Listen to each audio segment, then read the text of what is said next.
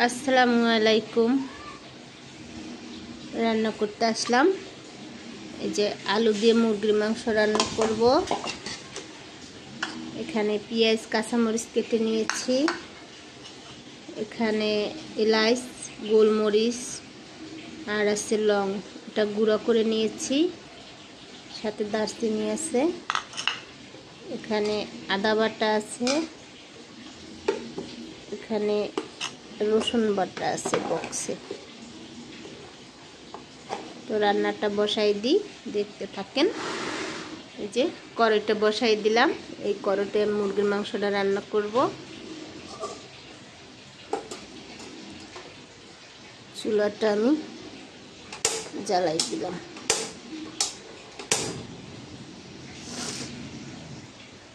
তেল দিয়ে দিলাম।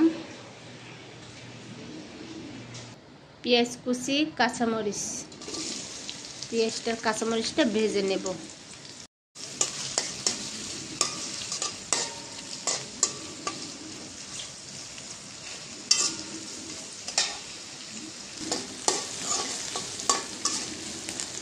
দুইটা তেজপাতা দিয়ে দিলাম। রসুন বাটা, আদা বাটা, এখানে কাঁচা জিরা বাটা আছে, দিয়ে দিলাম।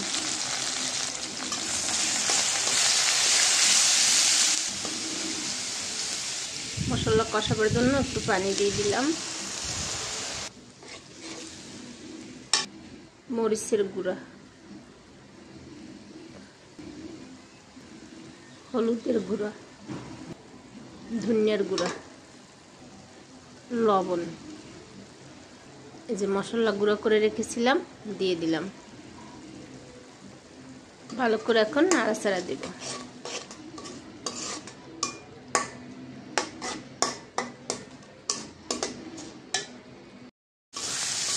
মশলাটা কষানো হয়েছে।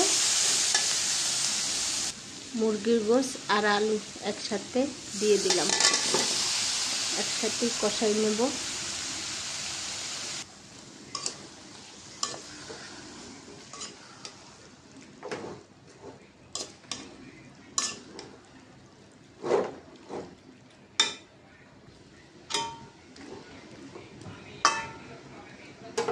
ঢাকনাটা দিয়ে রাখলাম।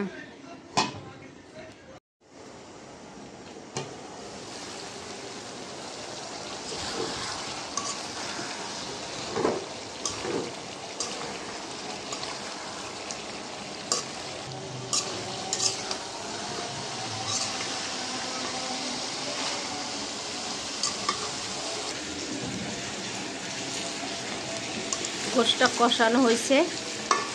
গোশ আর আলু একসাথে কষাই নিয়েছি। এখন অল্প পরিমাণ ঝোল দিয়ে দিব।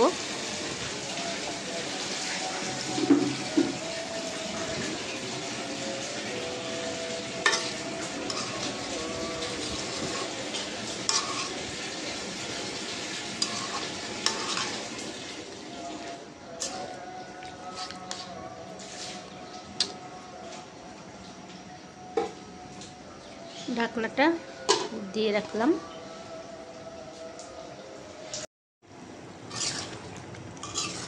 গোশ রান্নাটা আমার হয়ে গেছে।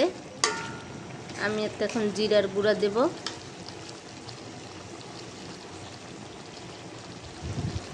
জিরার গুঁড়া,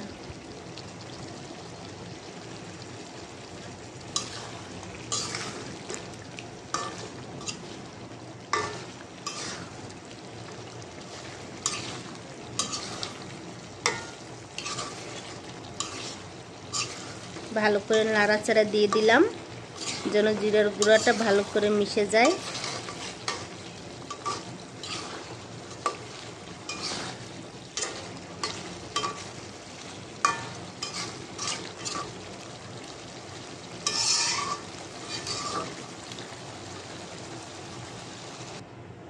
চুলাটা অফ করে দিয়েছি। তো হয়ে গেছে আমার আলু দিয়ে মুরগির গোশ রান্না। তো আজকের এই পর্যন্ত। সবাই ভালো থাকবেন। আল্লাহ হাফেজ।